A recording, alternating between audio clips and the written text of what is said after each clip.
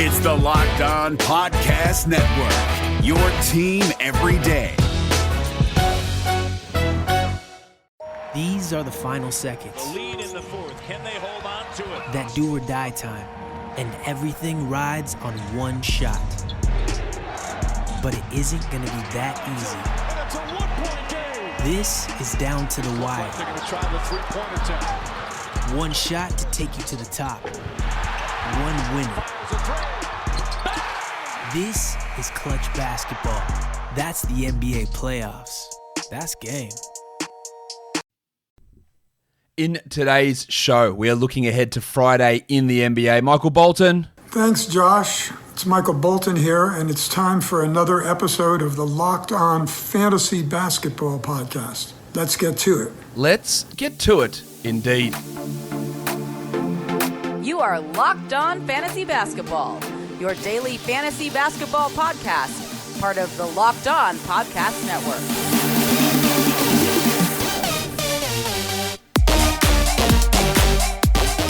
Hello and welcome to the Locked On Fantasy Basketball Podcast, brought to you by Basketball Monster. My name is Josh Lloyd and I am the lead fantasy analyst at basketballmonster.com and at Yahoo Sports Australia. And you can find me on Twitter, as always, at redrock_bball and on Instagram at Locked On Fantasy Basketball. We're here to look ahead to Friday's games in the league. Let's do that right now. First game, the Warriors and the Raptors. This is a back-to-back for Golden State. We do want to watch James Wiseman, who again continues to be the starting center, and let's just hope we get a little bit of positive improvement in his game in terms of some robust percentages, continued good block numbers, and continued good minutes. Well, Andrew Wiggins has been playing pretty well throughout most of March, and that's encouraging. Can he keep that level of form up with Steph Curry back? I have some doubts there, but let's see what he can do. For the Raptors, it is about Chris Boucher and how the minutes are going to be distributed for him. Rodney Hood remains out for this team. I think he's going to be out for a while. Kyle Lowry is out. They're starting Aaron Baines in that position, but Boucher, hopefully we can get mid-20s in minutes, and then Gary Trent Jr. will have a pretty strong role without Lowry, without Hood, and he can be a stream option for points and threes. He limited in other areas and not a guy that I'm holding on to necessarily long-term, but with a couple of those absences, I think that does help Gary Trent in that scenario.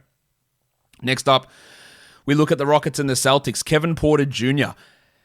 Big scoring last game, has some percentage issues at times, but if John Wall does happen to be out, which we don't know at this point, it does really help Porter's value. A good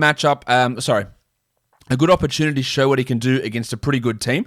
So I'm going to be pretty focused in on Kevin Porter here to see what he's able to deliver. Well, Daniel House Jr. put up a huge game last time out. I'm not fully confident that that's anywhere close to what he's going to be able to do on an average basis, but he is at least someone to watch because we feel confident that he does have a starting role as we move forward, and that has value at least for 14 to 16 team leagues.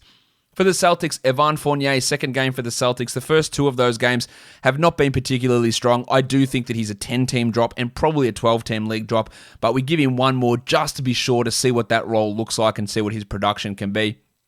I also want to watch Kemba Walker, who at the moment, there's no minutes restriction on him. He's playing big minutes. He's playing at a much higher level. We're still worried about the back-to-backs, but he's looking at least more closer to the player we saw at the beginning of last season versus what we saw at the end of last season and the beginning of this season. Next game, Mavs and the Knicks. Jalen Brunson played a lot of minutes last game with both Doncic and Porzingis playing. I don't think that's a realistic expectation for Brunson, but if he can get 28 minutes, then there is at least back-end 12-team league value for the burner. Had looked good early this season, had a bit of a slump, and is back on track and looking pretty strong at the moment. Or Dorian Finney-Smith is a guy who's like a Royce O'Neal analog for fantasy. Really nothing exciting at all, but because he has some okay percentages, he's got good steal numbers, he's not a bad rebounder, he can be a guy that can help as a stream option and as a back-end guy. He's probably better suited to 14-team leagues, but he can be at a pinch a 12-team league guy. For the Knicks, Emmanuel Quickly, is it 26 minutes at Quickly? Is it 20 minutes? Is it 12 minutes? He's all over the shop. He is horribly inefficient the vast majority of the time that he's out there, and that does impact his playing time. So we want to watch Quickly. And then we also want to watch Taj Gibson and how that minute split goes between him and Nerlens Noel. It was dead even last game, 24 apiece. Let's hope it's more 30 to 18 in favor of Noel. But Gibson played well in that game and had a pretty good plus-minus, so it does make sense why he got the extra minutes there. Next up, The Wolves and the Grizzlies, Malik Beasley, 2 stinkers and 1 pretty good game since he returned from his suspension. I want to see how he's fitting in against a much better, or with a much better Anthony Edwards compared to where Edwards was earlier this season. That's going to be key for me to watch. And then also Jaden McDaniels, who's getting a ton of playing time. He's blocking shots. He's shooting, I think, almost 40% from 3, if not over 40% from 3 this season. And pairing that with 33, 34 minutes a game, he is a 12-team league guy. For the Grizzlies, let's watch Dylan Brooksy Brooks and see how many shots he can massacre. He's going to get opportunities. Justice Winslow is out once again. Grayson Allen remains questionable. Brooksy has some nice points league value. He's a back-end 12-team league sort of player who does hurt you in field goal percentages, no doubt about that. While Kyle Anderson, big minutes last game with Winslow out and also with Brandon Clark out. But Clark is not on the injury report, so he should return for this game. And that means Anderson's value could be a little bit up in the air. He definitely won't play those 32 minutes a night that we saw from him in the last game. Next up is the Hornets and the Pacers. Cody Zeller. We saw some big numbers from him a couple of games ago. What is his role? Is he still coming off the bench? He's not sniffing 12-team value, but we want to just see if he can cut into Biyombo's playing time. And then Terry Rozier, who's been amazing this season. Let's just focus a little bit in on Terry, one of the best clutch performers in the entire NBA, one of the best shooters in the NBA, and continues to do that almost every night. While for the Pacers, Karis LeVert, one of the worst shooters in the NBA in terms of volume and free throws and threes and all that combined together, but the assists and the steals remain nice. But is it going to be a good Karis game, or is it going to be a poor Karis game where he shoots himself out of it? Well, Justin Holiday, I think, is transitioning more into a threes and steals type streamer with LeVert there, with McConnell getting those minutes instead of 35, 34 minutes a night from Justin. It's 30, 31. Usage is down, and it's all about steals and threes for him at this stage. The Hawks and the Pelicans, this is a back-to-back for Atlanta. They started Solomon Hill on Thursday. So what does that mean for Danilo Gallinari? What's his role going to be in this game? Do they go back to starting him? Do they keep Hill in that role in place of John Collins? And does that make Gallinari a must-roster player? Well, Clint Capella should also, I believe, get a boost with Collins out. Maybe instead of 29 minutes, he plays 32 minutes. It's unlikely that Nate McMillan's going to heavily rely on Onyeka Okongwu. He hasn't shown any sort of proclivity to rely on him so far this season. For the Pelicans, Nickeil Alexander-Walker, we don't know whether Lonzo or Ingram or Zion is going to play, so Alexander-Walker's rolled without those guys, and if they're all back, does he play 26 a night, or is he back to 20 a night? And then Josh Hart is a guy I think deserves a little bit more attention for how well he's been rebounding and how well he's been playing in that 30-minute-a-night role, and I think he's someone to focus on as a back-end 12-team league player. The Bulls and the Jazz. I don't know if they're going to continue to start that Thad Young, Lauri Markkanen, and Nikola Vucevic combination because Zach LaVine and Kobe White are both questionable, so there are some ups and downs or some decisions that need to be made. But Young has been super impressive with his passing ability this year, and he does remain a back-end 12-team league guy, while Pat Williams, the ups and downs have been pretty aggressive so far this season, but he's flashing enough to make us at least marginally excited for the future, or definitely more than marginally excited, but for this year, he's probably still more of that streamer guy. While for the Jazz, Mike Conley was great last game without Donovan Mitchell.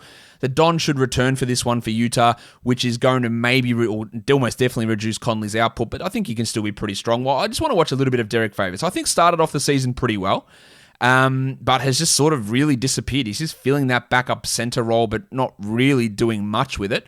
I'd like to see a little bit more life, I guess, out of Derek Favors.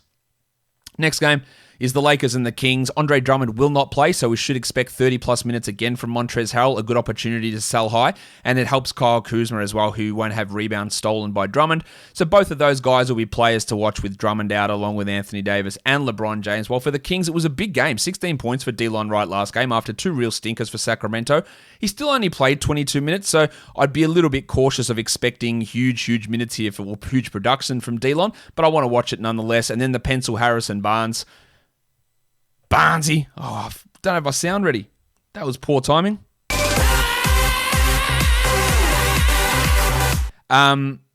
Barnesy, the production, the efficiency has really dropped off of late. I want to see whether he can get that back on track and back going in this game for Sacramento.